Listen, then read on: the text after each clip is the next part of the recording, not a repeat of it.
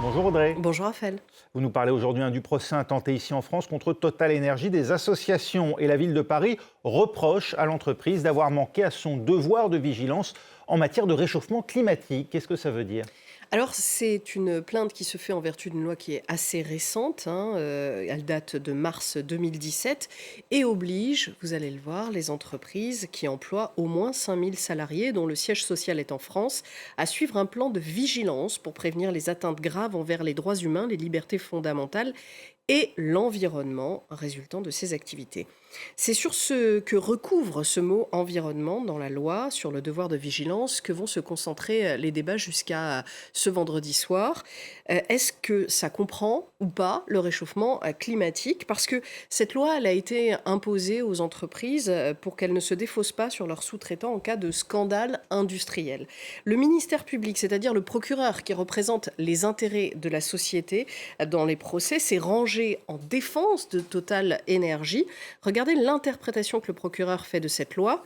S'agissant de l'environnement, une exigence de protection trop globale n'est pas envisageable. Le plan de vigilance devra donc évoquer la vigilance à l'égard de l'environnement au sens de la diversité biologique, de la protection du patrimoine naturel, de la prévention de la pollution, etc.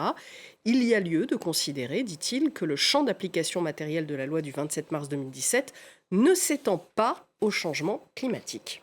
Si le ministère public se range du côté de Total Énergie, les poursuites ont peu de chances d'aboutir? Alors, c'est sûr que c'est un coup dur pour les associations, d'autant que c'est assez rare que le procureur prenne parti contre les plaignants. Mais le tribunal est libre de son interprétation de la loi. Et s'il considère que le devoir de vigilance des entreprises inclut la prévention des risques climatiques, eh bien ça va faire jurisprudence.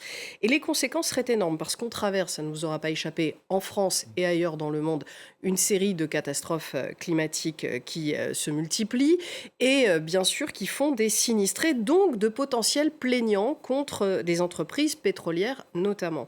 La défense de Total Énergie dans ce procès, c'est de dire qu'ils se considèrent comme une sorte de bouc émissaire dans cette affaire. Je vous lis leur communiqué de presse ce matin. Cette action n'est pas légitime, n'a pas de sens car elle vise à faire supporter à une seule entreprise la responsabilité du fonctionnement actuel du système énergétique européen et mondial. Or, ce système énergétique a été bâti par les États et les entreprises depuis plus de 100 ans. Il apporte des bénéfices qui ont soutenu le développement social, économique et humain. Alors l'enjeu, il est important pour l'entreprise puisque les plaignants réclament la cessation des nouveaux projets d'hydrocarbures, une réduction d'ici 2030 de la production de pétrole de l'entreprise de 37% et de 25% celle du gaz. La loi française, elle permet d'attaquer Total Énergie. La plainte des associations et de la ville de Paris a été jugée recevable et acheminée jusqu'à permettre ce procès.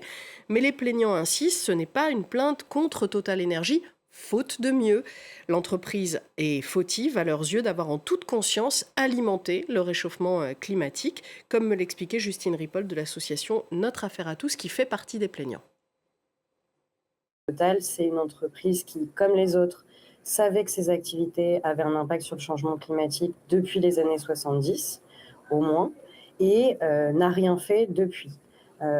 Au contraire, pendant longtemps, ils ont utilisé une stratégie du doute, ils ont nié le changement climatique, et après ça, quand c'était plus possible de le nier, on était dans une stratégie où on a empêché toute réglementation vraiment efficace, soit d'être votée, soit d'être mise en œuvre.